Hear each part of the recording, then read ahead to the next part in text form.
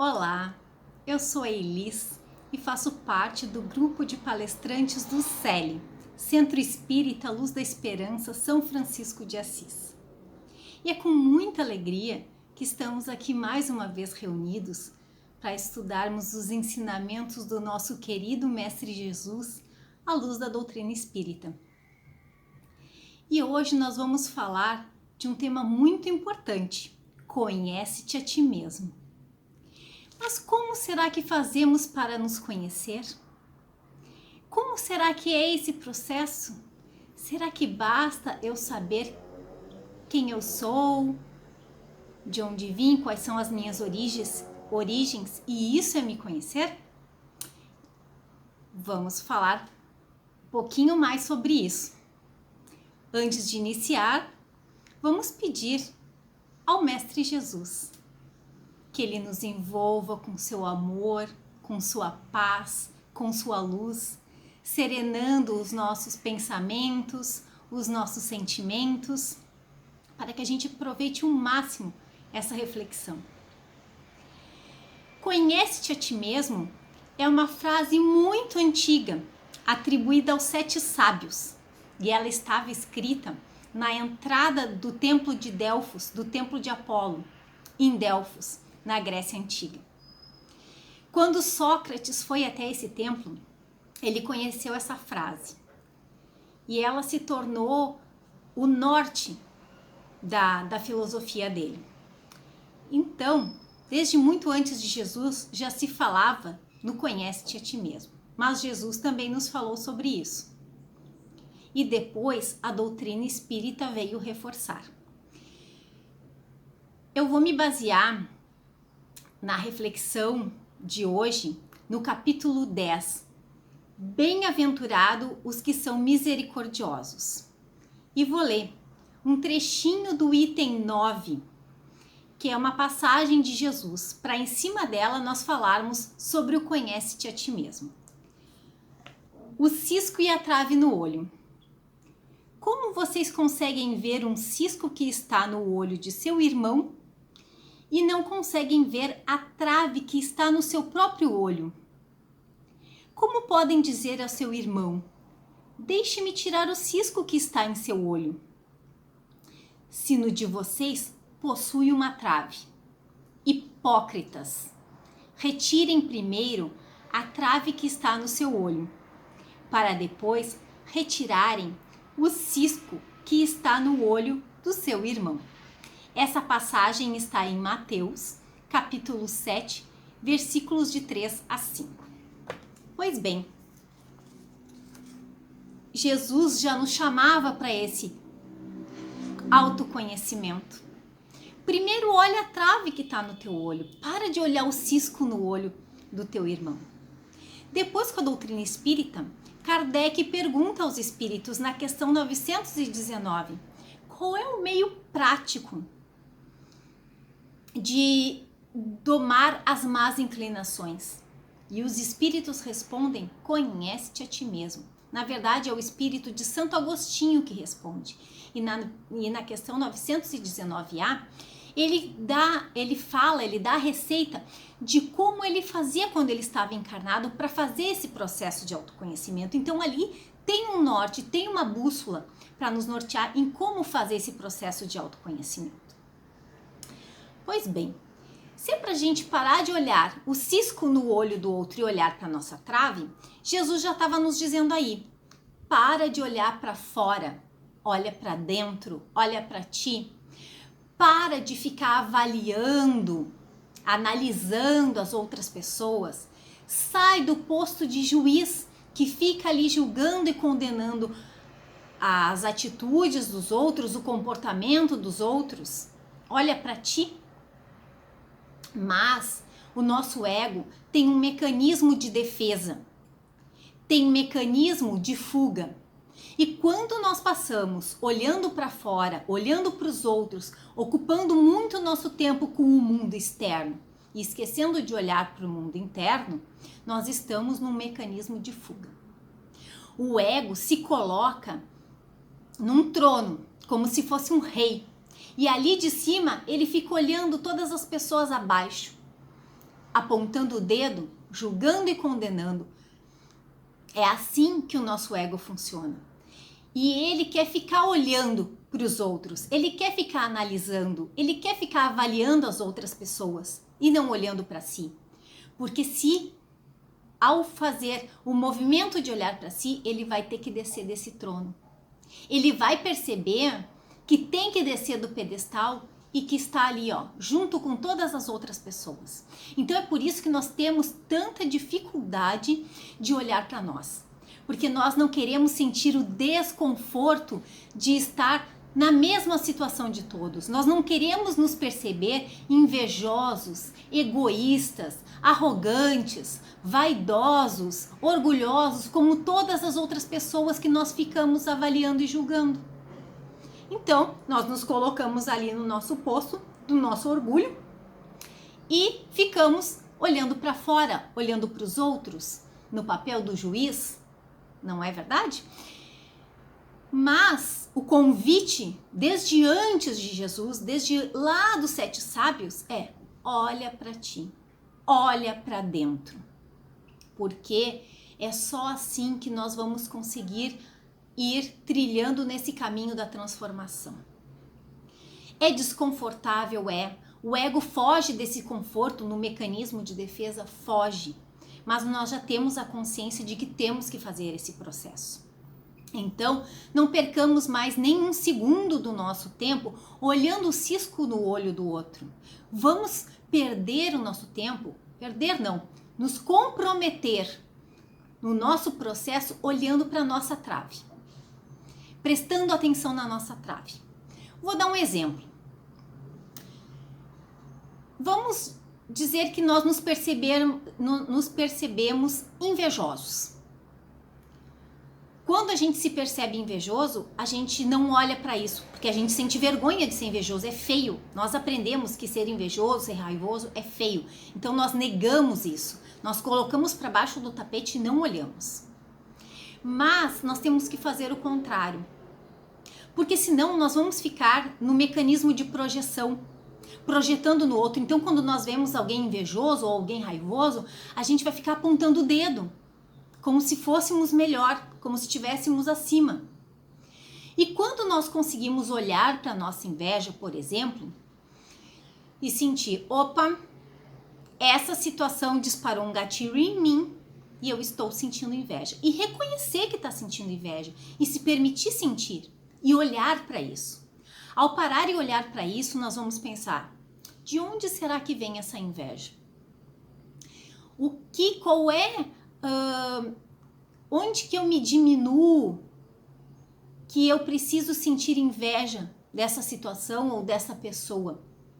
E aí eu posso ter essa resposta, olhar para o passado e ver que quando eu era criança eu sofri bullying, ou me diziam que eu era insuficiente, e aí eu cresci com essa autoestima baixa e que hoje faz com que eu sinta inveja. Isso é só um exemplo. Cada um vai fazer o seu processo e cada um vai encontrar suas respostas. Pode também disparar um gatilho e eu sentir muita raiva. E aí eu vou parar e vou pensar, opa, tô sentindo raiva. E vou parar para observar a minha raiva. Nesse momento eu não vou reagir, eu vou parar para observar a minha raiva. Por que eu tô sentindo raiva? Por que essa situação ou essa pessoa disparou esse gatilho em mim? Que despertou toda essa raiva que já existe dentro de mim, porque ninguém desperta o que não existe dentro de nós. Então, por que disparou essa raiva toda? De onde que vem essa raiva que está guardada aqui dentro de mim? E aí pode ser que eu tenha a resposta no mesmo momento, ou pode ser que eu não consiga encontrar a resposta no primeiro momento e leve um tempo observando isso cada vez que a raiva se apresenta para mim. Mas aí eu vou ter um tempo entre a ação que disparou a minha raiva e a minha reação. Porque eu vou parar para observar, eu vou parar para sentir. Eu não vou ter medo, eu não vou esconder e não vou ser tão reativo. Porque quando nós somos reativos no mesmo momento, nós acabamos enfiando os pés pelas mãos e depois nos arrependendo. Então, se nós damos esse espaço, depois que a poeira baixar, que nós estivermos mais calmos, nós vamos conseguir ir conversar com a pessoa, nos posicionar, dizer como aquela situação fez, como nós nos sentimos naquela situação. Então, nós precisamos desse tempo até para não perder a razão, até para fazer as coisas com clareza. E não nos arrependemos depois de ter falado coisas que feriram a outra pessoa também, né? Então é um processo de olhar para si, olhar para essa trave, olhar para o que está acontecendo aqui dentro, quais são os sentimentos, quais são as emoções, quais são as sensações, o que causa em mim, qual é a reatividade que desperta naquele momento. E eu vou parar para olhar e vou parar para sentir. Eu não vou ter vergonha do que eu tô sentindo, porque eu desci do pedestal.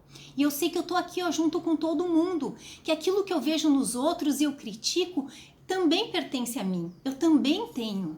Eu também sou invejoso, eu também sou orgulhoso, eu também sou egoísta, eu também sou arrogante em muitos momentos. E aí é nesse processo de se tornar mais humilde, de reconhecer que estamos todos num processo, todos buscando acertar, mas todos ainda nos equivocando muito, é neste momento que a gente, né, desce do pedestal, desce do trono e se coloca aqui. E aí nós nos reconhecemos como um ser de luz e sombra, que forma o nosso ser. Nós reconhecemos esse ser de luz e sombra, nós respeitamos esse ser e nós aceitamos que somos luz e sombra. E ao nos aceitarmos, assim como somos, nós vamos aceitar os outros como eles são. É automático. Porque o que nós somos hoje é o resultado de uma construção de séculos, de muitas encarnações. Então não vai ser do dia para a noite que nós vamos nos transformar. Isso é uma ilusão. Se nós acharmos que agora eu tenho um pouquinho de consciência e já sou uma pessoa melhor, nós só estamos criando máscaras. Não é uma transformação real. Nós precisamos fazer esse processo de parar e olhar para nós por muito tempo. E assim como muitos séculos e muitas encarnações construiu o que nós somos hoje, nós vamos precisar também de bastante tempo para ir fazendo essas mudanças necessárias em nós. Não vai ser para uma encarnação só. Nós só estamos despertando e dando os primeiros passos conscientes de que precisamos fazer isso. Porque é a partir daí que nós vamos ir nos modificando. E quando nós nos colocamos ali junto com as outras pessoas, quando nós descemos do pedestal do nosso orgulho, quando nós paramos para nos olhar e pensamos assim, olhamos para o outro e pensamos assim, poxa, ele tá com inveja, ou ele tá com raiva, ou ele está sendo arrogante, poxa, eu também sou. E se eu estivesse no lugar dele, pode ser que eu agisse igual ou até pior. E daí nós nos tornamos solidários. E daí nós desenvolvemos a empatia. E daí nós desenvolvemos a compaixão. Olha quanta coisa a partir de olhar para nós e reconhecer aquilo que somos, luz e sombra.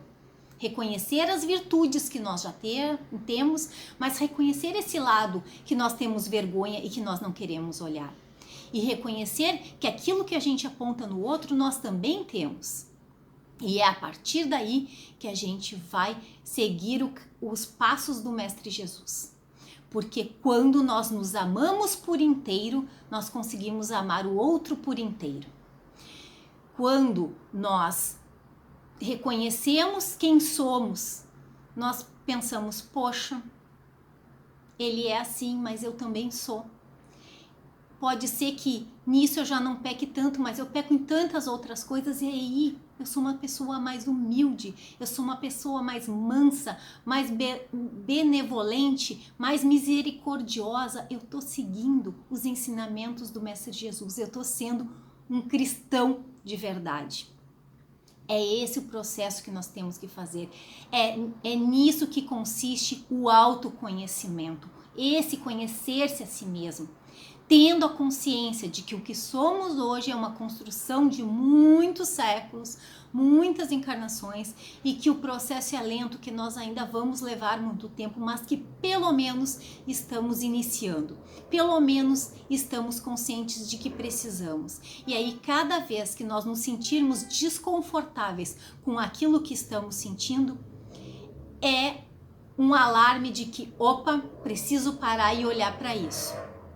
E quando eu olho e sei que sou egoísta e sei que sou arrogante, eu vou conseguir ir educando o meu comportamento e causando menos estrago na minha convivência, nas minhas relações, vivendo relações mais saudáveis, mais equilibradas, porque eu vou estar consciente de quem eu sou e até onde eu posso ir.